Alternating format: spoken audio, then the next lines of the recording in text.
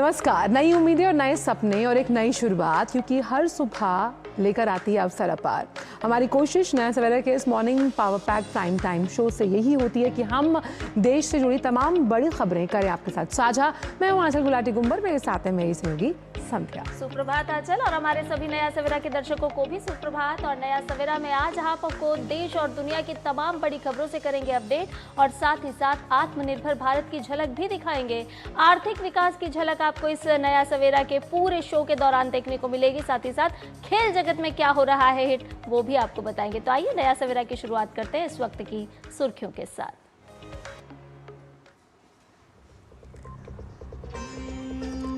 प्रधानमंत्री नरेंद्र मोदी ने साइबर अपराध के मामलों में राज्यों से E0 FIR व्यवस्था शुरू करने के लिए दिए निर्देश।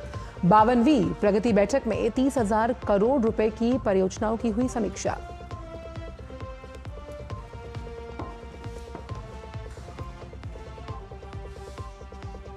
भारत की अध्यक्षता में आज से गुरुग्राम में ब्रिक्स ऊर्जा मंत्रियों की 2 दिवसीय बैठक। ऊर्जा क्षेत्र में सहयोग, नवाचार और सतत विकास को बढ़ावा देने पर होगा मंथन।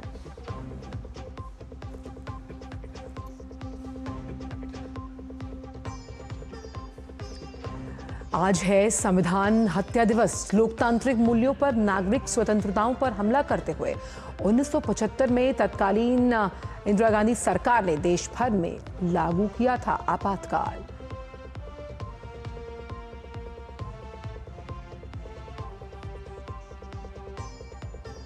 कोलकाता के तारातला में गोदाम शेड गिरने की घटना की SIT करेगी जांच। हादसे में 5 लोगों की मौत। कोलकाता में सरकार ने सभी निर्माणाधीन इमारतों के काम रोके। CM शुभेंदु अधिकारी आज विधानसभा में घटना पर देंगे जानकारी।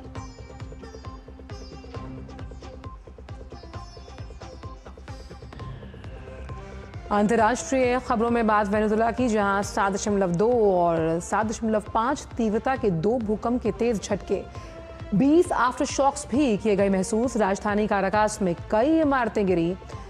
माइकेती एयरपोर्ट बंद, इमरजेंसी की हुई घोषणा।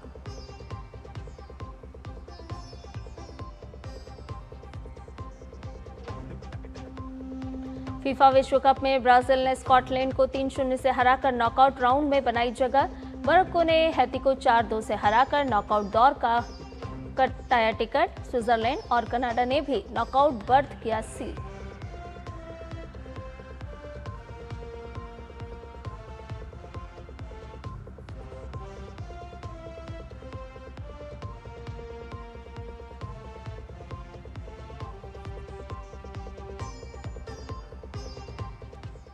और नया सवेरा की शुरुआत करते हैं इस वक्त की बड़ी खबर के साथ, जहां वेनेजुएला से ये खबर आ रही है, क्योंकि वेनेजुएला में 7.2 और 7.5 तीव्रता वाले 2 बड़े भूकंप आए, जिसकी वजह से काराकास में कई इमारतें ढह गई। और इसके साथ साथ 2 भूकंप के बाद करीबन 20 आफ्टर शॉक्स भी महसूस किए गए। राहत और बचाव कार्य फिलहाल जारी है। वेनेजुएला में इमरजेंसी की घोषणा की गई और अंतरिम राष्ट्रपति डेल्सी रोड्रिगेज ने भी इस घोषणा को किया है। वहीं माइकेतिया एयरपोर्ट नुकसान के बाद बंद कर दिया गया है। जी हाँ, तो काराकास के पास स्थित है माइकेतिया एयरपोर्ट। आपको बता दें कि वेनेजुएला में भूकंप के 2 बड़े झटके और जिसकी वजह से राहत और बचाव कार्य फिलहाल जारी है। वेनेजुएला में इमरजेंसी की घोषणा भी कर दी गई है। वेनेजुएला से ये बड़ी खबर, जहां आप इन तस्वीरों को देख रहे हैं, कई ऐसी इमारतें हैं जो धराशायी हो गईं और 7.2, 7.5 तीव्रता वाले 2 भूकंप आए। एयरपोर्ट को बंद कर दिया गया। ऐसा माना जा रहा है, ऐसा कहा जा रहा है कि करीबन 125 साल बाद इस तरह का भूकंप वेनेजुएला ने झेला है और भीषण तबाही हुई है। वहां पर इमरजेंसी की घोषणा कर दी गई है इस वजह से। और जो माइकेतिया एयरपोर्ट है उसको भी बंद कर दिया गया है। आपको बता दें कि वेनेजुएला में ये 2 बड़े भूकंप आए, जहां कई जो इमारतें थीं वो धराशायी हो गई, ढह गई, और ऐसे में कई लोगों के लापता और मारे जाने की भी खबर आ रही है। तो आपको बता दें कि 2 भूकंप के बाद 20 आफ्टर शॉक्स भी यहां पर महसूस किए गए हैं। तो वेनेजुएला में भूकंप के 2 बड़े झटके, 7.2 और 7.5 तीव्रता के ये झटके महसूस किए गए हैं। भूकंप और इसकी वजह से इमारतें कई ढह गई हैं। राहत और बचाव कार्य भी तुरंत शुरू किया गया है। वेनेजुएला में इमरजेंसी की घोषणा भी इस वक्त कर दी गई है और राहत बचाव कार्य लगातार जारी है। और ऐसा बताया जा रहा है कि कोई सरकारी छुट्टी थी वेनेजुएला में। अमूमन ज़्यादातर लोग घर पर थे और ये शाम 6:04 का भूकंप बताया जा रहा है और भूकंप स्थानीय समय जो था वहाँ का वो 6:04 के आसपास बताया जा रहा है और इसीलिए बड़े नुकसान होने की आशंका है। और लगातार हम देख रहे हैं कि किस तरह से जो इमारतें हैं वो भरभरा कर ढह गई, गिर गई और इसी वजह से काराकास के पास स्थित जो माइकेतिया एयरपोर्ट है उसको भी बंद कर दिया गया। और वेनेजुएला के कई अन्य राज्यों में भी भूकंप के आफ्टर शॉक्स महसूस किए गए हैं और कई ऐसे राज्य हैं आसपास के जो भूकंप से प्रभावित हुए हैं और इसकी तीव्रता, क्योंकि ये 7 दशमलव से ज़्यादा रहा, ये अपने आप में बताने में काफ़ी है कि अच्छा खासा नुकसान वेनेजुएला को हुआ। इसी वजह से इमरजेंसी घोषित कर दी गई है। यहाँ तक कहा गया कि इसके झटके जो हैं वो ट्रुजिलो, याराकुई, काराबोबो, अरागुआ मिरांडा, यहाँ तक इसकी तीव्रता को महसूस किया गया। तस्वीरें भी साथ के साथ आपको बता रहे हैं जहां राहत और बचाव कार्य किया जा रहा है। घायलों को अस्पताल पहुंचाने का काम भी जारी है। तो वेनेजुएला में इमरजेंसी की घोषणा भी इसके साथ ही तुरंत कर दी गई है। बेहद ही खतरनाक ये भूकंप। और एक ऐसी खबर जापान से भी आ रही है जहां जापान में भी भूकंप के झटके महसूस किए गए हैं। जापान में 7.2 तीव्रता का शक्तिशाली भूकंप उत्तरी जापान के तट पर भूकंप इवाते प्रांत के पास महसूस किया गया और इसका जो केंद्र है उसमें अगर बात करें तो टोक्यो तक इसके झटके महसूस किए गए। वहीं सुनामी की चेतावनी जारी नहीं की गई है, किसी के हताहत होने की खबर नहीं है और अफरा तफरी और सामान बिखरा हुआ नजर आ रहा है और जो बुलेट ट्रेन की सेवाएं हैं वो प्रभावित हुई हैं। जापान में भी 7.2 तीव्रता के भूकंप के झटके महसूस किए गए हैं। सुनामी की चेतावनी जारी नहीं की गई है। हालांकि दुकानों की बात करें, व्यावसायिक प्रतिष्ठानों की बात करें तो वहां पर अफरा तफरी का माहौल जरूर देखने को मिला है। किसी के हताहत होने की फिलहाल कोई खबर, कोई आंकड़ा जारी नहीं किया गया है, कोई खबर इस तरह की नहीं आई है। लेकिन जापान में भी 7.2 तीव्रता के भूकंप के झटके महसूस किए गए हैं। हालांकि कोई बड़े नुकसान की फिलहाल कोई सूचना प्राप्त नहीं हुई है। घरों में जो सामान है वो गिर गया। अफरा तफरी का माहौल जरूर, क्योंकि 7.2 तीव्रता के साथ ये भूकंप के झटके महसूस किए गए हैं। हालांकि कई आपात कॉल ज़रूर आए लिफ्ट में फंसने की वजह से और इन घटनाओं को प्रशासन अपने स्तर पर जो है वो सतर्कता के साथ निगरानी रखे हुए है। कई इलाकों में स्कूल अस्थायी तौर पर बंद कर दिए गए हैं। एहतियात बरती जा रही है ताकि बड़े जानमाल की कोई हानि ना हो। छत के गिरने की घटनाएं ज़रूर सामने आई, लेकिन सुनामी को लेकर कोई चेतावनी जारी फिलहाल जापान में नहीं की गई है। हालांकि स्थानीय प्रशासन ने सतर्कता बढ़ा दी है। निगरानी लगातार की जा रही है, यानी कि प्रशासन भी सतर्क है और लगातार निगरानी भी बनाए हुए है। जापान में 7.2 तीव्रता का शक्तिशाली भूकंप यहां पर आया है और झटके भी महसूस किए गए हैं। हालांकि किसी के हताहत होने की कोई खबर फिलहाल सामने नहीं आई है। और जापान क्योंकि इस तरह का देश है जहां अमूमन भूकंप आते हैं और इसीलिए वहां पर जो घर हैं वो बहुत ही सुनियोजित तरीके से वेल प्लान्ड मेंटेन स्ट्रक्चर के साथ बनाए जाते हैं जो कि भूकंप रोधी यानी कि अर्थक्वेक रेजिस्टेंट होते हैं। लेकिन 7.2 तीव्रता वाला ये भूकंप है जिसके झटके टोक्यो तक भी महसूस किए गए। आप तस्वीरों में देख सकते हैं, ये तस्वीर है वो इस माध्यम से हिलती हुई नजर आ रही है कि आप समझ सकते हैं कि भूकंप की तीव्रता कितनी ज़बरदस्त थी। अच्छी बात यह है कि सुनामी की कोई चेतावनी फिलहाल जारी नहीं की गई है, लेकिन और किसी के हताहत होने की भी खबर अभी तक नहीं है और अस्थायी रूप से फिलहाल स्कूल बंद कर दी गए। प्रशासन एहतियात और मुस्तैदी के साथ हर स्तर पर निगरानी रखे हुए है। बड़े नुकसान की अभी कोई सूचना जापान से नहीं है। और आइए अब खबरों के रुख को बढ़ाते हैं आगे। प्रधानमंत्री नरेंद्र मोदी ने डिजिटल मंचों के जरिए लोगों से धोखाधड़ी की बढ़ती घटनाओं पर चिंता जताई और कहा कि ऐसे मामलों में सभी संबंधित एजेंसियों को समन्वित, संवेदनशील और समयबद्ध तरीके से कार्रवाई करनी चाहिए। प्रधानमंत्री नरेंद्र मोदी ने ये टिप्पणियां साइबर अपराध और डिजिटल अरेस्ट के जरिए होने वाली धोखाधड़ी से जुड़ी शिकायतों की समीक्षा के दौरान की है। प्रधानमंत्री ने ये समीक्षा प्रगति की 52वीं बैठक में की। प्रगति एक सूचना एवं संचार प्रौद्योगिकी आधारित बहुआयामी मंच है, जिसका उद्देश्य केंद्र और राज्य सरकारों के प्रयासों को एक साथ जोड़कर सक्रिय शासन व योजनाओं को समय पर लागू करना है। तो डिजिटल अरेस्ट मामलों पर विशेष तौर पर इस बैठक के दौरान फोकस था। साइबर अपराध पर प्रधानमंत्री नरेंद्र मोदी सख्त नजर आए हैं। त्वरित कार्रवाई पर उन्होंने जोर दिया है। एजेंसियों के बेहतर समन्वय पर भी प्रधानमंत्री जोर देते हुए नजर आए हैं। और इसके साथ साथ पीड़ितों को भटकाने से बचाने की बात यहाँ की गई। साथ ही साथ ये भी कहा गया कि जो तमाम कानून से जुड़ी प्रवर्तन एजेंसियां हैं, बैंक हैं और डिजिटल मंचों के बीच एक बेहतर समन्वय हो। सामंजस्य के साथ ये तमाम जो एजेंसियां हैं वो काम करें और बड़े पैमाने पर जन जागरूकता अभियान चलाने की आवश्यकता पर भी बल दिया है। ये भी कहा गया कि साइबर धोखाधड़ी से जुड़े मामलों में वित्तीय नुकसान रोकने को लेकर समयबद्ध तौर पर कार्रवाई की जानी चाहिए। और इसीलिए प्रधानमंत्री ने सभी जो हितधारक हैं उनसे रोकथाम और कैसे जानकारी लोगों तक पहुंचाई जाए, क्योंकि साइबर फ्रॉड में सबसे अहम ये होता है कि इंफॉर्मेशन लैप्स की वजह से हम समझ ही नहीं पाते कि हमें शिकायत कहाँ करनी है और इस शिकायत का निपटान कैसे हो। अब निपटान तंत्र यानी कि निवारण तंत्र को मजबूत करने के लिए और आपसी समन्वय यानी कि जो नोडल एजेंसियां हैं वो एक साथ मिलकर काम करें अंडर वन अम्ब्रेला, उससे जो आम ग्राहक है, आम उपभोक्ता है, जिसको जो कहीं ना कहीं धोखाधड़ी का शिकार हुआ, उसके लिए बहुत आसानी होगी। और यही वजह है कि प्रधानमंत्री ने ये भी कहा कि राज्यों को साइबर धोखाधड़ी के मामलों में तेजी से मामले दर्ज करने चाहिए और त्वरित कार्रवाई के लिए E0 FIR तंत्र को सक्षम बनाने की दिशा में काम करना बहुत ही जरूरी है और ये काम करना चाहिए। और इसी बैठक के दौरान प्रधानमंत्री ने 4 राज्यों में सड़क, बिजली, औद्योगिक गलियारे, मेट्रो रेल क्षेत्र से जुड़ी करीबन 30,000 करोड़ रुपए की लागत वाली 4 महत्वपूर्ण बुनियादी जो ढांचों से जुड़ी परियोजनाएं हैं उनकी भी समीक्षा की। बैठक में आर्थिक विकास, क्षेत्रीय संपर्क, औद्योगिक विकास और जन कल्याण के लिए महत्वपूर्ण इन बुनियादी ढांचा परियोजनाओं की समीक्षा, समय सीमा और अंतर एजेंसी समन्वय के मुद्दों के समाधान और समय पर पूरा करने के लिए, यानी कि आपका काम with in time limit, time frame हो, उस पर ध्यान केंद्रित करते हुए कार्रवाई की गई।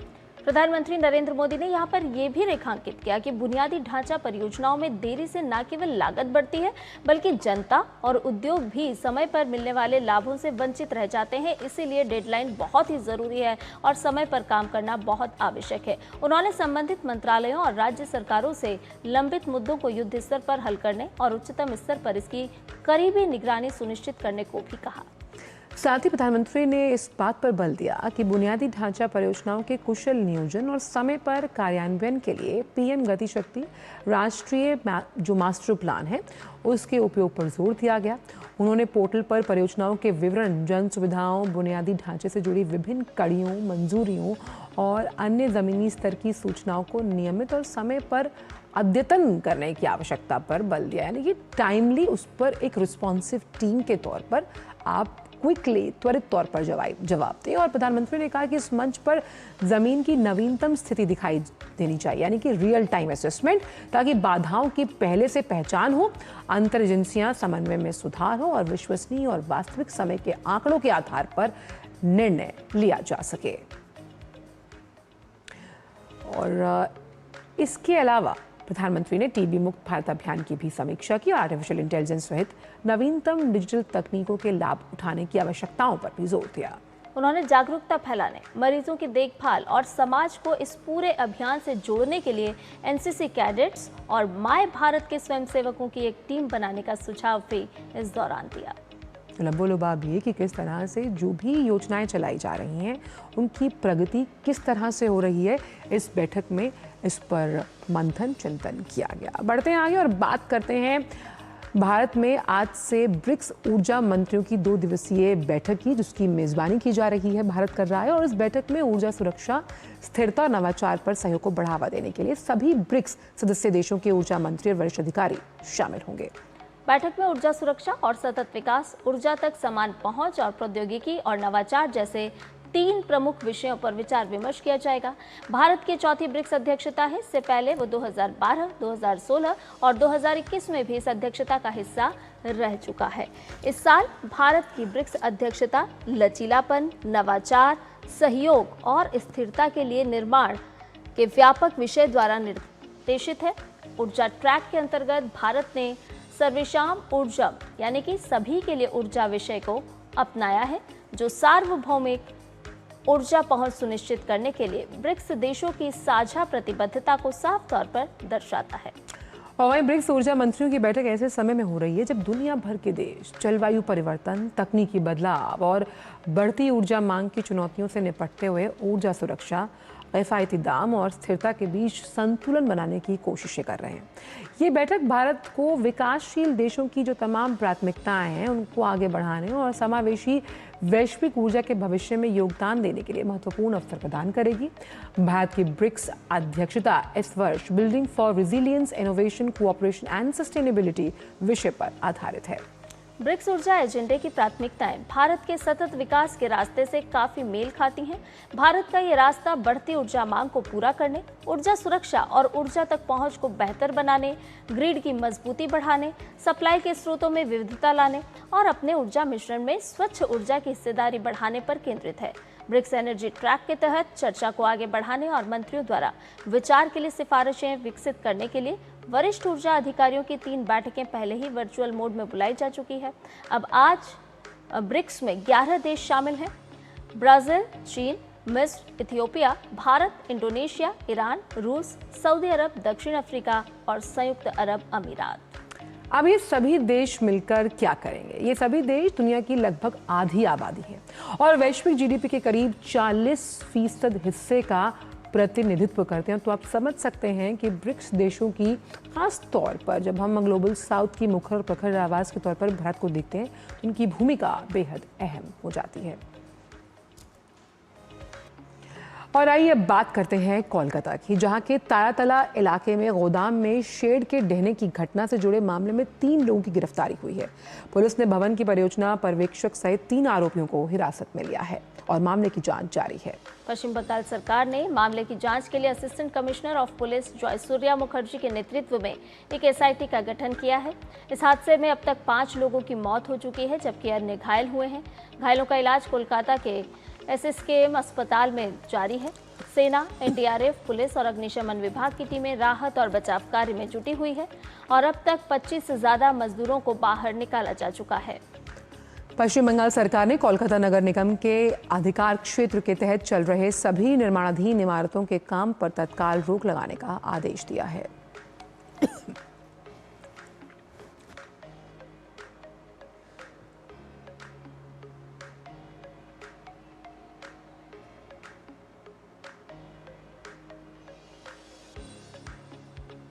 तो पश्चिम बंगाल के मुख्यमंत्री शुभेंदु अधिकारी ने पीड़ित परिवारों के प्रति गहरी संवेदनाएं जताई और हर संभव मदद का वायदा किया।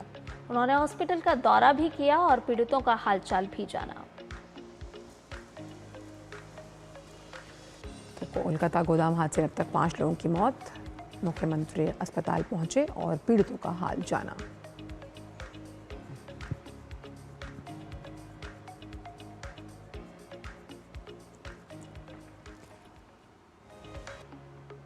और इधर पश्चिम बंगाल की मंत्री अग्निमित्रा पॉल ने इस हादसे को लेकर ममता बनर्जी के नेतृत्व वाली टीएमसी पर तीखा हमला किया। उन्होंने कहा कि पिछली सरकार के कामों का नतीजा मौजूदा राज्य सरकार किसी सूरत में नहीं भुगतेगी। Chief Minister will take an appropriate action. For the next 1 month till 31st of July, all construction, new construction work has to be stopped till audit is done in KMC area. Until and unless audit is done, no construction work will start. We will not pay the price of what the previous Mamata Banerjee government has done it. We will not pay the price. इस पूरी खबर पर ताज़ा update ले लेते हैं। कोलकाता से सौरभ दत्ता हमारे सहयोगी संवाददाता जुड़ गए हैं। सौरभ, सबसे पहले तो यही बताइए कि क्या राहत और बचाव कार्य पूरा कर लिया गया है, और दूसरी बात कि एसआईटी का गठन हुआ है, तो अब किन किन बिंदुओं पर एसआईटी अपनी जांच को आगे बढ़ाएगी?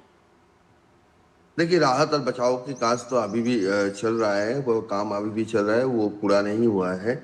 क्योंकि जो 54 कट्टा की जमीन के ऊपर ये हादसा हुआ है, वो काफी एक बड़ा एरिया है और वहां पर पूरे कंक्रीट के जो मालवा है उसके नीचे ढेरों पर अभी भी कोई दबा हुआ है नहीं, इसका जांच चल रहा है, देख रहे हैं। इंडिया सेना, NDRF, civil defence, Kolkata police, fire brigade और पूरे 6 कोलकाता कॉरपोरेशन के जो रेस्क्यू वर्कर्स हैं वो सारे मिलकर ये काम कर रहे हैं। 2 लोगों को गिरफ्तार किया गया है, जो स्ट्रक्चरल इंजीनियरिंग इंजीनियर है और इस का जो प्लान बना था उसके साथ वो युक्त थे। एक का नाम कमल सामंत है और दूसरे का नाम सैयद गुलजार है। इन दोनों को अरेस्ट किया गया है और भी 6 लोगों को पूछताछ चल रहा है। एक सीट गठन किया गया है, 7 मेंबर्स के एक सीट गठन किया गया है। आज विधानसभा में शुभेंदु अधिकारी, मुख्यमंत्री शुभेंदु अधिकारी ने कहा है कि वो विधानसभा में बाकी सारी चीजों को लेकर एक रिपोर्ट विधानसभा में देंगे 11 बजे, सुबह 11 बजे। तो तब तक के लिए देखना पड़ेगा कि आगे चलकर क्या निकल कर आया है इस जांच से। जो जांच की कमेटी कल ही गठन किया गया था सीएस के नेतृत्व में। और दूसरी बात यह है कि इसकी जो बिल्डिंग प्लान है, जो 2026 की 17 जनवरी को इस बिल्डिंग प्लान को अप्रूव किया गया था, उसमें प्रिलिमिनरी जो इंक्वायरी हुआ है उसमें देखा गया कि वो बिल्डिंग प्लान सही नहीं था। जो कंस्ट्रक्शन मटेरियल्स यूज किए गए थे, कंस्ट्रक्शन मटेरियल्स भी खराब थे। तो जो बेहरा ब्रदर्स जिनको ये लीज दिया गया था, 30 साल के लिए लीज दिया गया था, वो इसके ऊपर क्यों ये जो गलती, जो प्रिलिमिनरी जो रिपोर्ट सामने आया कि उसमें बिल्डिंग प्लान सही नहीं था, उसके ऊपर आगे चल के कार्रवाई चलेगा। इसीलिए स्ट्रक्चरल इंजीनियर्स जो हैं उनके साथ बातचीत हो रही है कि क्यों उन्होंने इसको आगाह नहीं किया कि ये ठीक नहीं है। तो ये बात सारी समझने की कोशिश जी। किया जा रहा है कि कोई दबाव था, किसी दबाव के ऊपर ऐसा जो स्ट्रक्चर जो खड़ा किया गया था, दबाव पे किया गया था। ममता बनर्जी की शासनकाल में सिंडिकेट का जो आरोप है, वो सिंडिकेट का आरोप इस यहाँ पर भी कितनी देखा गया, कितना कितना उसका इन्वॉल्वमेंट था सिंडिकेट का, वो भी देखना पड़ेगा कि सिंडिकेट के दबाव में ये सारे जो खराब मटेरियल्स यूज किए जा रहे थे वो कहीं सिंडिकेट के दबाव पे तो ये सब काम जी नहीं हो रहा। सौरभ। इन सारी बातों को लेकर आगे जांच चल रही है। सुबह 11 बजे थोड़ा छवि और स्पष्ट होगा। सौरभ, लेकिन जिन इमारतों को स्वीकृति दे दी गई थी अब उनका ऑडिट किया जाएगा और जो फिलहाल निर्माणाधीन इमारतें थी जिन पर काम चल रहा था उसे भी रोका गया है। क्या इस ऑडिट से भी बहुत खुलासे होंगे कि आखिरकार कौन से वो ऐसे नियम थे जिन्हें ताक पर रखा गया और धड़ल्ले से मंजूरियां दी गई? देखिए, ये पहली बात नहीं है। इसके पहले भी बहुत सारे ऐसे घटना घटी है जहां पर देखा गया है कि बिल्डिंग प्लान को माना नहीं जा रहा है। और इसी का कारण ये था कि जो अवैध निर्माण थे उसके ऊपर मुख्यमंत्री शुभेंदु अधिकारी की सरकार आने के बाद ही अवैध निर्माण के ऊपर लगातार कार्रवाई चल रहा था। जो कितने अवैध निर्माण है उसके ऊपर एक ऑडिट भी हुआ था और बहुत सारे ऐसे अवैध निर्माण के ऊपर एक्शन भी लिया गया था। तो इसी के चलते अभी ये देखा जा रहा है कि जैसे ये घटना घटा तो उस हिसाब से और भी कई सारे ऐसी जगह है या नहीं जहां पे अंडर कंस्ट्रक्शन बिल्डिंग है, उन सारे बिल्डिंगों की भी जांच किया जाएगा। इसके लिए भी एक कमेटी गठन किया है और 30 जुलाई तक हर एक ऐसे जो अंडर कंस्ट्रक्शन बिल्डिंग है कोलकाता कॉर्पोरेशन के तहत, उस पर काम पर रोक लगा दिया गया है। की जो टीम है वो जांच करेगी, जांच करने के बाद ही आगे की कार्रवाई होगी। लेकिन प्रिलिमिनरी जो रिपोर्ट से हैं, जो ताला तला के से जुड़े हुए हैं, इससे ये बात साफ है कि इसका बिल्डिंग प्लान जो था वो बिल्डिंग प्लान सही नहीं था। बहुत बहुत शुक्रिया आपका सौरभ, तमाम जानकारी को हमसे साझा करने के लिए। और साफ तौर पर संध्या हमने देखा है कि जो भूमि प्लान होता है अगर उस हिसाब से काम ना हो तो जिस तरह से लखनऊ में हुआ है वहाँ इस तरह के जो मामले हैं वो सामने आते हैं, क्योंकि कहीं ना कहीं जो सिस्टम लैप्स है उसका शिकार कौन बनता है? आम आदमी। निश्चित तौर पर, और जब भ्रष्टाचार की नींव इस तरह से रखी जाती है तो इमारत भी भरभरा कर गिरती है, लेकिन आम आदमी को सीधे तौर पर नुकसान होता है। और अभी हमने मंत्री को सुना भी, अग्निमित्रा पॉल साफ तौर पर कह रही थी कि अगर किसी और ने किया है तो भरपाई ये वाली सरकार तो बिल्कुल भी नहीं करने वाली है। नया सवेरा में खबरें और भी हैं, लेकिन फिलहाल एक छोटे से ब्रेक के लिए रुक रहे हैं, जल्द हाजिर होंगे। हमें पता है चमकी चाट से क्या बना है? क्या बना है? सैंडविच लस्सी और छाछ और हर घूंट में चमकी चाट। ड्राई फ्रूट और दही बड़े। चमकी चाट से स्वाद बढ़े। और चाट पपड़ी दही बल्ले। चमकी चाट से बल्ले बल्ले। असली स्वाद सिर्फ चमकी चाट।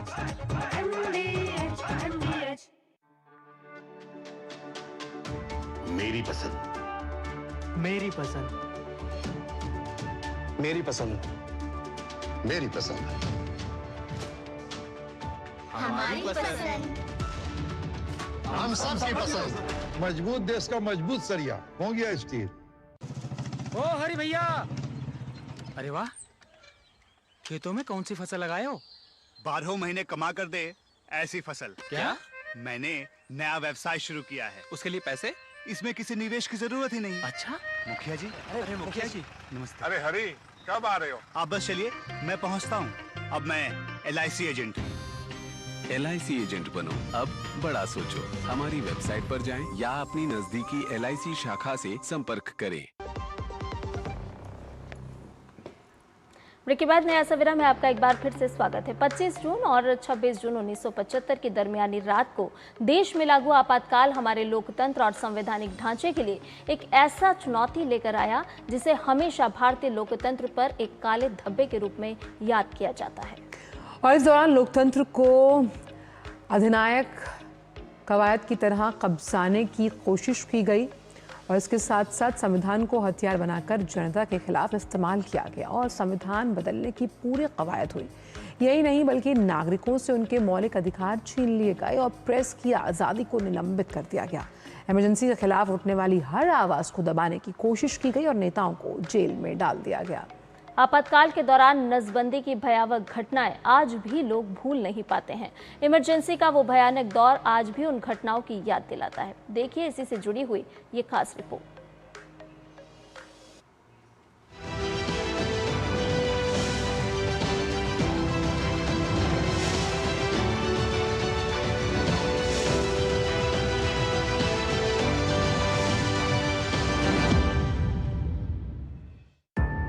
आजादी के 25 साल बाद ही देश में जो कुछ हुआ उसे लोग आज तक नहीं भूल पाए हैं। भारतीय लोकतंत्र में ऐसा भी कुछ हो सकता है, ये किसी ने सपने में भी नहीं सोचा था। कैसे एक लोकतांत्रिक देश की संसद में कोई दल और नेता अपनी मजबूती और महत्वाकांक्षा का बेजा इस्तेमाल कर देश के लोकतांत्रिक ढांचे और संविधान को तहस नहस कर सकता है। इसकी सबसे अनूठी मिसाल है आपातकाल यानी इमरजेंसी, जिसे इंदिरा गांधी ने सिर्फ और सिर्फ अपनी महत्वाकांक्षाओं को पूरा करने के लिए 25 जून की आधी रात को तत्कालीन राष्ट्रपति फखरुद्दीन अली अहमद के दस्तखत से अनुच्छेद 352 के तहत आंतरिक अशांति के नाम पर पूरे देश में लागू करवा दिया, जिसके बाद विपक्ष के तमाम नेताओं को गिरफ्तार करके जेलों में डाल दिया गया। लोगों के मौलिक अधिकार निलंबित कर दिए गए। देश भर में प्रेस सेंसरशिप लगा दी गई और संविधान के अपने हिसाब से बदलने की पूरी कोशिश की गई। आपातकाल की घोषणा के साथ ही सभी विरोधी दलों के नेताओं को गिरफ्तार कर अज्ञात स्थानों पर जेल में बंद कर दिया गया।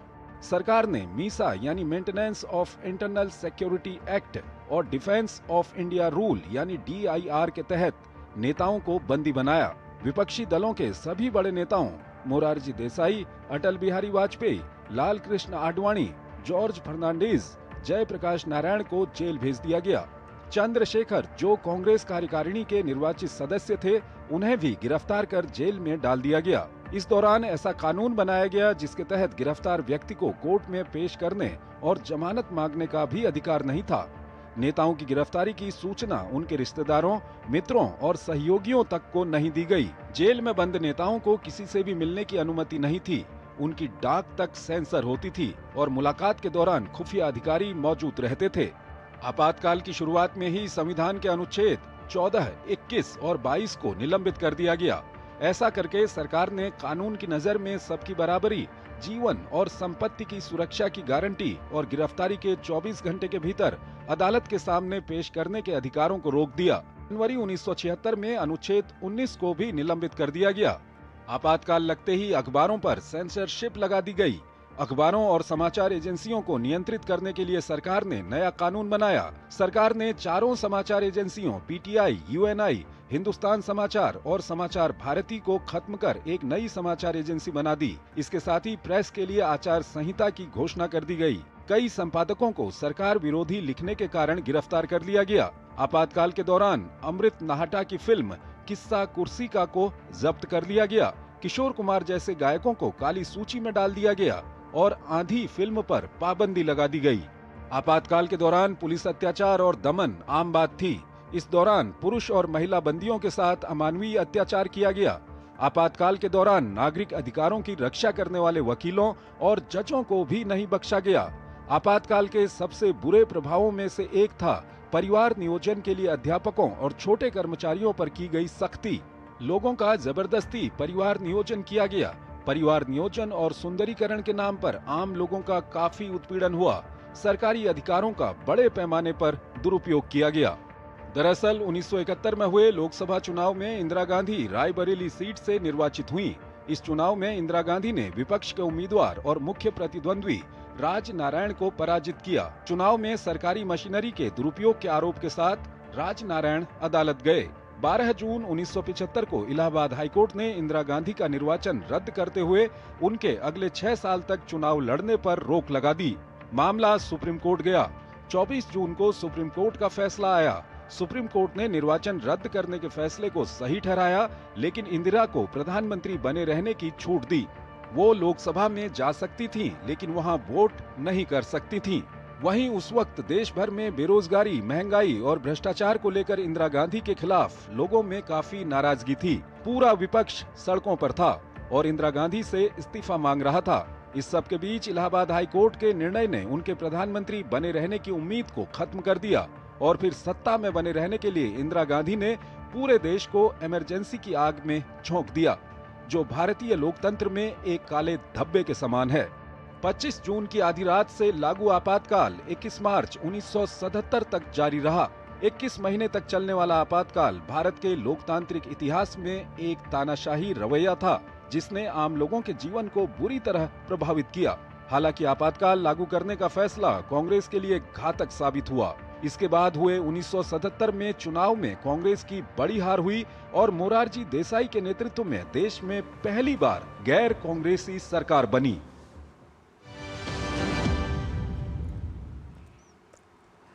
तो आपातकाल भारतीय राजनीतिक इतिहास का वो काला अध्याय है जिसके दौरान समाज के हर उस व्यक्ति की आवाज को दबाने की पुरजोर कोशिश की गई जिसने भी इसका विरोध किया। और बॉलीवुड भी इसके प्रभाव से अछूता नहीं रहा। आपातकाल के दौरान बॉलीवुड के महान गायक किशोर कुमार की आवाज को भी दबाने की कोशिश की गई थी।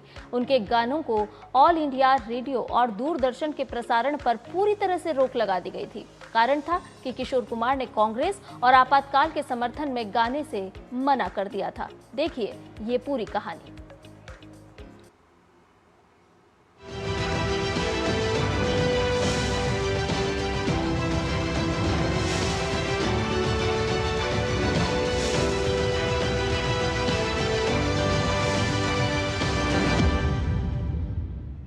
मेरे सपनों की रानी कब आएगी तू, आई रुत मस्तानी कब। ये वो आवाज है जिसका हर हिंदुस्तानी दीवाना था। ये आवाज हर भारतीय के दिल में बसती थी। लेकिन किशोर कुमार की इस खूबसूरत आवाज को भी इमरजेंसी के दौरान बंद करवा दिया गया था। आपातकाल में सरकार ने 6 महीने के लिए ऑल इंडिया रेडियो पर किशोर कुमार के गानों पर बैन लगा दिया था। और जानते हैं इसकी वजह क्या थी? दरअसल किशोर कुमार ने इंदिरा गांधी के बेटे संजय गांधी के कहने पर एक प्रोग्राम में परफॉर्म करने से मना कर दिया था। यह हुआ कि संजय गांधी ने अपने नेतृत्व में दिल्ली के अंदर एक गीतों भरी शाम का आयोजन किया। बॉम्बे से बहुत सारे सितारों को बुलाया गया, लेकिन कुछ सितारों ने वहां आने से मना कर दिया। उनमें एक थे गायक किशोर कुमार। ये बात संजय गांधी तक पहुंची, बाद में ये बात प्रधानमंत्री इंदिरा गांधी तक पहुंची, तो उन्होंने सीधे आदेश दे दिए कि किशोर कुमार का कोई भी गाना ऑल इंडिया रेडियो पे भी प्रसारित नहीं होगा और दूरदर्शन पे भी प्रसारित नहीं होगा। जो चित्रहार के अंदर गाने आते थे उसमें जिसमें भी किशोर कुमार का स्वर होगा वो गाना बिल्कुल प्रसारित नहीं होगा, यानी किशोर कुमार पूरी तरह रेडियो और दूरदर्शन से बैन कर दिए गए। दरअसल इमरजेंसी से पहले ही इंदिरा गांधी ने बॉलीवुड पर शिकंजा कसना शुरू कर दिया था। इमरजेंसी लगने से 4 महीने पहले यानी फरवरी 1975 में एक फिल्म रिलीज हुई जिसका नाम था आंधी। इस फिल्म को गुलजार ने बनाया था। इंदिरा गांधी को कुछ लोगों ने बताया कि यह फिल्म उनके जीवन पर बनी है। इमरजेंसी लगने के बाद इस फिल्म पर भी प्रतिबंध लगा दिया गया था। फरवरी 1975 में यह फिल्म लगी थी और अच्छे से चल रही थी। 20 महीने जब फिल्म को चलते चलते हो गए तो अचानक ये कहा गया इस फिल्म को प्रतिबंध कर दिया जाए, क्योंकि इसकी जो नायिका है सुचित्रा सेन वो इंदिरा गांधी का लुक है उसमें, और इस फिल्म की कहानी भी इंदिरा गांधी की जो व्यक्तिगत जीवन की कहानी है उससे मिलती है। क्योंकि सुचित्रा सेन बिल्कुल चलने का अंदाज, बोलने का अंदाज, बैठने का अंदाज, और यहाँ तक कि जो उनके बाल थे, जिस तरह इंदिरा गांधी के उस समय यहाँ बालों में थोड़ी सफ़ेदी थी, तो सुचित्रा सेन के बालों में भी यहाँ थोड़ी सफ़ेदी दिखाई गई।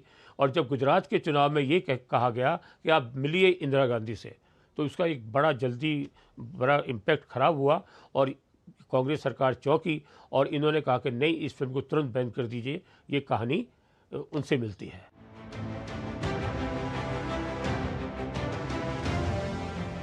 इमरजेंसी के दौरान एक ऐसी फिल्म भी आई जो तत्कालीन प्रधानमंत्री इंदिरा गांधी और उनके बेटे संजय गांधी को इतनी चुभी कि उसके प्रिंट तक जलवा दिए गए। फिल्म का नाम था किस्सा कुर्सी का, जो एक पॉलिटिकल सटायर थी। इस फिल्म में गरीबी हटाओ के नारे और नसबंदी योजना जैसे अभियानों का भी जिक्र किया गया था। अमृतलाल नाटा की पिक्चर किस्सा कुर्सी का, ये फिल्म सेंसर के पास गई तो उसमें वो देखा कि इसके अंदर जो कुछ व्यंग थे, राजनीतिक व्यंग थे, कुछ कटाक्ष थे, और उसमें कुछ जो संजय गांधी की योजनाएं थी, जो पंचसूत्रीय कार्यक्रम था, उनका भी परिवार नियोजन का खास तौर से कुछ मजाक सा उड़ाया गया था। लेकिन वो एक हल्का सा वो था, कोई ये नहीं कि आप उस पर जिस तरह फिल्मकार बनाते हैं, जिस तरह कॉमेडी फिल्म बनती है उस तरह का होता है, तो उस तरह उसके अंदर कुछ दिखाया गया था। तो ये जब सेंसर बोर्ड के पास गई तो सेंसर बोर्ड ने इस फिल्म को रोक दिया कि इस फिल्म को बिल्कुल पास नहीं करेंगे। और सिर्फ रोका ही नहीं, उस समय जो विद्याचरण शुक्ल थे उन्होंने इस फिल्म के प्रिंट तक जला दिए कि आगे ये फिल्म कभी दिखाई ना जाए। इमरजेंसी का प्रकोप all time super duper hit film Sholay ने भी झेला था। ये बहुत कम लोग जानते हैं कि इंदिरा गांधी की सरकार ने शोले की कहानी में एक बहुत बड़ा परिवर्तन करवाया था। आपने इस फिल्म में क्लाइमेक्स में देखा होगा कि डाकू गब्बर सिंह और ठाकुर बलदेव सिंह की आखिरी में लड़ाई होती है और ठाकुर गब्बर सिंह को घायल करके उसे पुलिस के हवाले कर देते हैं। लेकिन ये शोले की ओरिजिनल कहानी नहीं थी। ओरिजिनल शोले में ठाकुर अपने कील लगे जूते से गब्बर सिंह का गला दबाकर मार देते हैं। लेकिन जब ये फिल्म सेंसर बोर्ड के पास पहुंची तो उसने फिल्म के डायरेक्टर रमेश सिप्पी को शोले का क्लाइमेक्स बदलने के लिए दबाव डाला। दरअसल सरकार नहीं चाहती थी कि फिल्म के माध्यम से ये संदेश जाए कि एक आम आदमी कानून को अपने हाथ में ले सकता है, क्योंकि वो इमरजेंसी का दौर था और आम जनता इंदिरा सरकार से नाराज थी। आखिरकार डायरेक्टर रमेश सिप्पी को झुकना पड़ा और इस शोले के क्लाइमेक्स को उन्होंने दोबारा कर्नाटक जाकर शूट किया, जिसमें पूरे 26 दिन लगे थे।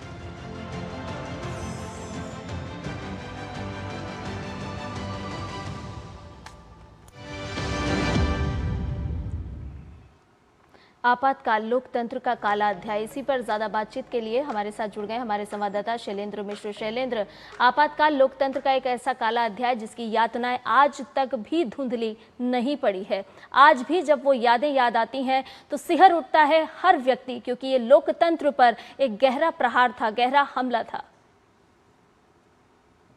संध्या, आज के दिन को बीजेपी संविधान हत्या दिवस के तौर पर मना रही है और देश भर में हम देख रहे हैं कि कार्यक्रमों का आयोजन हो रहा है, जिसमें बीजेपी के वरिष्ठ नेता, तमाम केंद्रीय मंत्री शामिल हो रहे हैं। गजेंद्र सिंह शेखावत दिल्ली में कार्यक्रम में शामिल होंगे, रोहतक में कार्यक्रम है, बीजेपी के वरिष्ठ नेता और स्वास्थ्य मंत्री जेपी नड्डा बिहार के पटना में 3 कार्यक्रमों में शामिल हो रहे हैं। तो आज का दिन जो भारतीय लोकतंत्र के काले दिन के तौर पर बीजेपी उसे मनाती है और संविधान हत्या दिवस के रूप में इसमें अलग अलग कार्यक्रम किए जाते हैं और ये याद दिलाया जाता है युवा पीढ़ी को 1975 में आज ही के दिन लोकतंत्र के गला घोटने का काम किया गया था और युवा पीढ़ी ये जाने कि किस तरह उस वक्त बोलने की आजादी या फिर तमाम तरह के प्रतिबंध लगाए गए थे जो छीनी गई थी। तो इसकी वजह से बीजेपी हर वर्ष आज के दिन को संविधान हत्या दिवस के तौर पर मनाती है और हम देख रहे हैं कि देश भर में इसको लेकर बीजेपी के मुख्यालयों पर या फिर अलग अलग जगहों पर कार्यक्रमों का आयोजन किया गया है, क्योंकि बीजेपी का यह मानना है, पार्टी का मानना है कि युवा पीढ़ी को यह जानना जरूरी है कि 1975 में आज के दिन क्या हुआ था जब कांग्रेस की अगुवाई वाली इंदिरा गांधी की अगुवाई वाली सरकार थी, उसने इमरजेंसी देश की जनता पर थोप दिया था और तमाम प्रतिबंध लगाए गए थे जो आपने स्टोरी के जरिए बताया भी।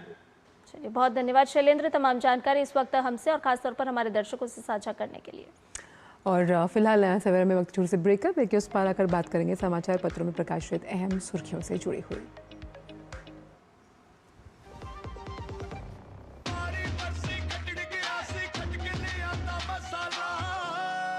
मसाला ओए छोले दा या लोबे दा, पंजाबी छोले दा या पिंडी चने दा। अब छोलिया हो या लोबिया, पंजाबी छोले या पिंडी चने, सब कुछ मजेदार बने। जब धरती चीर कर निकलता है लोहे का पत्थर और मिलता है मोंगिया के जोश से, फिर तपता है, पिघलता है और बनता है फौलाद। अब होता है सरिया सारी खूबियों के साथ। मोंगिया स्टील, मजबूत देश का मजबूत सरिया। ब्रेक के बस का स्वागत और आइए रुक करते हैं समाचार पत्रों में छपी प्रमुख दिलचस्प खबरों का हमारे खास सेगमेंट प्रेस रिपोर्ट में। और पहली खबर बताएंगी संध्या। पहली खबर आपको बता दें कि आपातकाल से ही जुड़ी हुई है। आपातकाल को स्कूलों में अब 9वीं कक्षा से ही पढ़ने वाले हैं विद्यार्थी। एनसीईआरटी ने सामाजिक विज्ञान की पाठ्य पुस्तक में प्रमुखता से इसे जगह दी है और आपको बता दें कि भारतीय लोकतंत्र के काले अध्याय आपातकाल के बारे में स्कूलों में अब 9वीं कक्षा से तो पढ़ाया ही जाएगा, साथ ही साथ ये भी बताया जाएगा कि आखिर उस दिन उस तारीख को क्या कुछ हुआ था और किस तरह से देश की भोली भाली जनता को यातनाएं सहना पड़ी थी। और रुक करते हैं दूसरी खबर का, जो कि डिफेंस सेक्टर की मजबूती से जुड़ी हुई है, क्योंकि हेलिना मिसाइल जो है उसका ऑर्डर मिला है। डिफेंस सेक्टर की तो दिग्गज सरकारी कंपनी है जिसका नाम है भारत डायनेमिक्स, उसे HAL से एक बम्पर ऑर्डर मिला है। और इस मिसाइल की अगर बात की जाए तो ये किस तरह से रक्षा क्षेत्र को और मजबूत करेगी, क्योंकि इस को सेना के लिए बेहद खतरनाक माना जा रहा है, यानी कि कैसे सेना की जो रक्षा क्षमता है ये उसमें और बढ़ोतरी करती हुई नजर आएगी, क्योंकि इसका जो सुरक्षा सिस्टम है वो दमदार है। अब बात गंगोत्री और केदारनाथ की करते हैं, जिसे नजदीक लाने की प्रक्रिया अब शुरू की जा रही है, तैयारी की जा रही है। नए रूट की अगर हम बात करें तो इससे 150 किलोमीटर तक कम हो जाएगी दोनों तीर्थ स्थानों के बीच की दूरी और राज्य सरकार ने इसका शुरुआती सर्वेक्षण भी पूरा कर लिया है। इसको लेकर के तेजी से काम चल रहा है। गंगोत्री और केदारनाथ को जोड़ने वाली सड़क परियोजना का प्रस्ताव केंद्रीय सड़क परिवहन एवं राजमार्ग मंत्रालय को भेज भी दिया गया है और इस परियोजना को प्राथमिकता से लेने का अनुरोध भी किया गया है, ताकि सड़क और दोनों धामों को जोड़ने के साथ साथ रोजगार के नए अवसर भी सृजित हो सके। तो प्रेस रिपोर्ट्स के बाद आइए बात कर लेते हैं एक दिन एक उत्सव की, जहां आस्था है, तप है और आत्म संयम के माध्यम से ईश्वर की आराधना का सनातन संदेश मौजूद है। ज्येष्ठ मास के शुक्ल पक्ष की निर्जला एकादशी, जिसे भीमसेनी या पांडव एकादशी के नाम से भी जाना जाता है, सनातन परंपरा में इसे सभी 24 एकादशियों में सर्वाधिक पुण्यदायी माना गया है। मान्यता है कि इस एक व्रत के पालन से वर्ष भर की समस्त एकादशियों के व्रत का पुण्य प्राप्त होता है। देखिए श्रद्धा, संयम और सेवा से जुड़े इस पावन पर्व की विशेष प्रस्तुति। आस्था और संयम का महापर्व निर्जला एकादशी। तपती धूप, भीषण गर्मी और इसके बीच भगवान विष्णु की आराधना में लीन श्रद्धालु। निर्जला एकादशी का स्वरूप कुछ ऐसा ही दिखाई देता है। पौराणिक मान्यता के अनुसार महाभारत काल में भीमसेन ने महर्षि वेद व्यास के निर्देश पर इस व्रत का पालन किया था, क्योंकि वो वर्ष भर की सभी एकादशियों का उपवास करने में स्वयं को असमर्थ पाते थे। तभी से ये व्रत भीमसेनी एकादशी के नाम से भी प्रसिद्ध हुआ। इस व्रत की सबसे बड़ी विशेषता ये है कि सूर्योदय से अगले दिन पारण तक जल की एक बूंद तक ग्रहण नहीं की जाती। निर्जला एकादशी केवल उपवास का पर्व नहीं बल्कि दान, सेवा और परोपकार का भी संदेश देती है। इस अवसर पर देश भर में जगह जगह मीठे पानी की छबीलें सजती हैं, राहगीरों को शीतल जल पिलाया जाता है और मिट्टी के घड़े, पंखे, फल, वस्त्र और अन्न का दान विशेष पुण्यदायी माना जाता है। श्रद्धालुओं का विश्वास है कि इस दिन किया गया दान अक्षय फल प्रदान करता है और भगवान विष्णु की विशेष कृपा प्राप्त होती है। निर्जला एकादशी केवल एक कठिन व्रत नहीं बल्कि आत्म संयम, त्याग और मानव सेवा का उत्सव है, जहाँ तपस्या के साथ करुणा भी है और भक्ति के साथ लोक मंगल की भावना भी। शायद यही वजह है कि सदियों पुरानी यह परंपरा आज भी करोड़ों लोगों को संयम, सेवा और आध्यात्मिक चेतना के एक सूत्र में जोड़ती चली आ रही है। Bureau report, DD news. और अब खबरें खेल जगत से देखते हैं हमारे खास सेगमेंट स्पोर्ट्स ट्रैक के जरिए। और बात फीफा फीवर की। फीफा विश्व कप के ग्रुप ए में खेले मैच मेक्सिको ने चेक रिपब्लिक को 3-0 से हराया। इस जीत के साथ ही मेक्सिको अपने ग्रुप में शीर्ष पर रहते हुए नॉकआउट दौर में प्रवेश कर चुकी है। वहीं हार के साथ चेक रिपब्लिक का सफर ग्रुप दौर में ही समाप्त हो गया। फीफा विश्व कप के ग्रुप ए में ही खेले गए एक रोमांचक मुकाबले में दक्षिण अफ्रीका ने दक्षिण कोरिया को 1-0 से हरा दिया। इस जीत के साथ ही दक्षिण अफ्रीका नॉकआउट दौर में जगह बनाने में कामयाब रही है। ये पहली बार है जब दक्षिण अफ्रीका की टीम विश्व कप के नॉकआउट दौर में जगह बनाने में कामयाब हुई।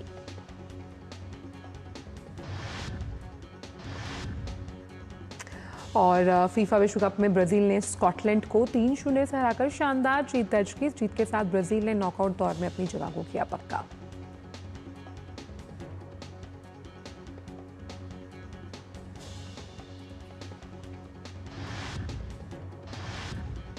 फीफा विश्व कप 2026 के ग्रुप सी में मोरक्को ने हैती को 4-2 से हराकर नॉकआउट चरण में अपनी जगह पक्की कर ली है। इस जीत के साथ मोरक्को ने ग्रुप सी में दूसरा स्थान हासिल कर अंतिम 32 में प्रवेश किया, जबकि हैती टूर्नामेंट से बाहर हो गई।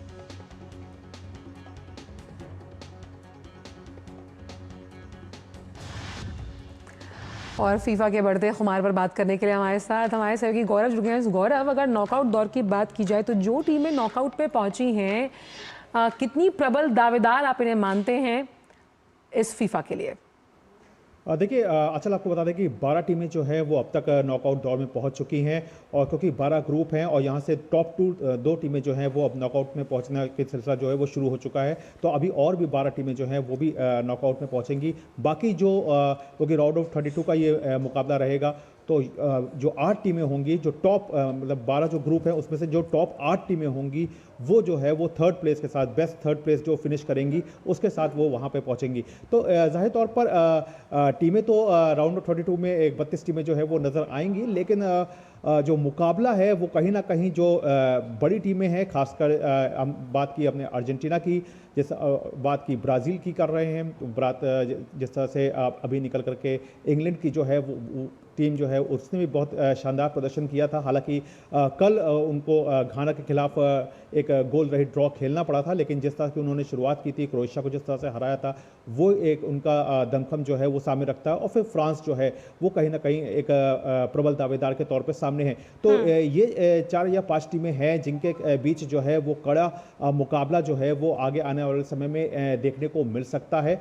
लेकिन बड़ी बात क्या है कि इस वर्ल्ड कप में उन टीमों को कम से कम, क्योंकि ये सबसे बड़ा वर्ल्ड फुटबॉल का अब तक का सबसे बड़ा वर्ल्ड कप है जहां 48 टीमों को खेलने का मौका मिला, तो जो टीमें बाहर हुई हैं उन्हें भी एक एक्सपोजर मिला है, उन्हें भी बड़ी टीमों के खिलाफ खेलने का मौका मिला है। जिस तरह से हमने कल देखा था कि किस तरह से उज़्बेकिस्तान और पोर्चुगल के बीच जो मुकाबला हुआ था, तो जो कि उज़्बेकिस्तान के जो खिलाड़ी हैं वो क्रिस्टियानो रोनाल्डो, उनके टीम के कई खिलाड़ी जो हैं वो क्रिस्टियानो रोनाल्डो को देख देख के बड़े भी हुए, उनका खेल देखा और उनकी खेल शैली को अपने खेल में ढालने की कोशिश की। और सोचिए वही टीम जब क्रिस्टियानो रोनाल्डो के खिलाफ होती तो उनके लिए कितना बड़ा मौका था कि इतने बड़े स्टार के साथ खेलने का और उनसे काफ़ी कुछ सीखने का।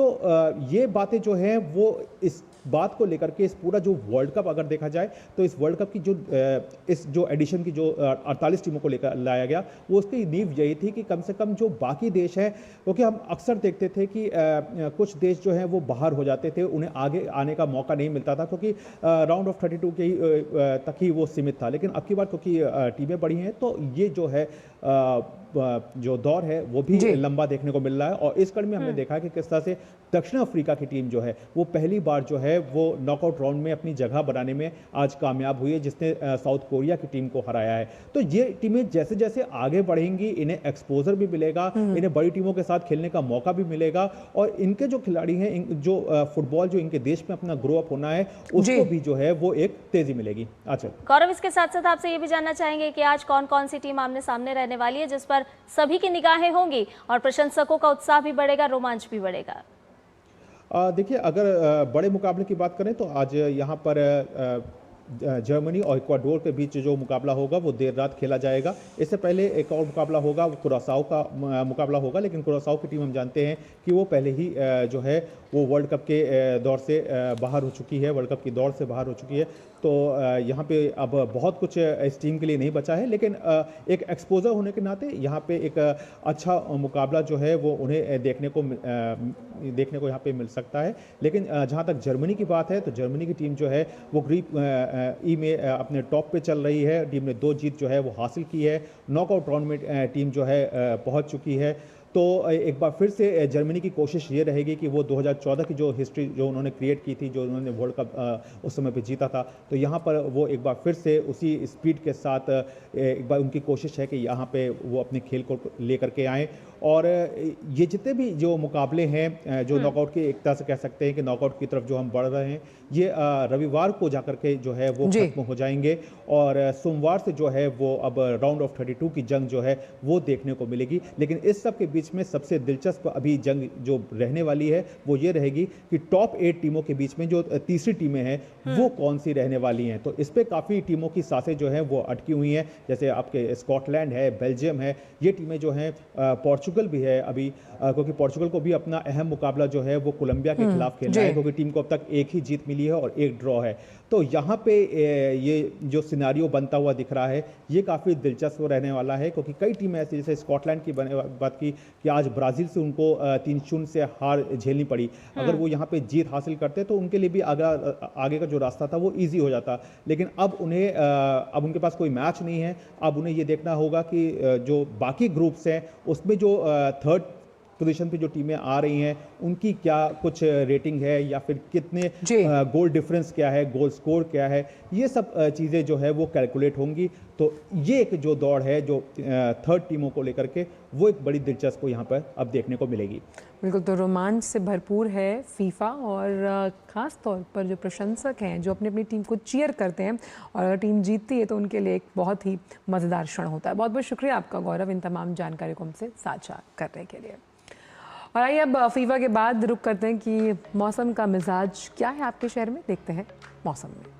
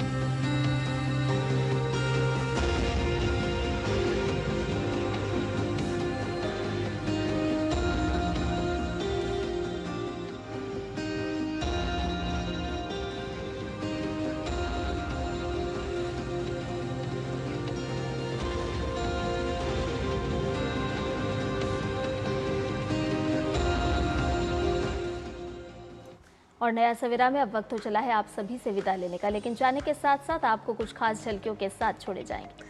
तो आपको ले चलते हैं स्पेन के बार्सिलोना शहर के समुद्र के तटों पर, जहां सैन जुआन फेस्टिवल के मौके पर आतिशबाजी के खूबसूरत नज़ारे हैं। आप इन नज़ारों का उठाइए लुत्फ, हमें दीजिए अनुमति। नमस्कार।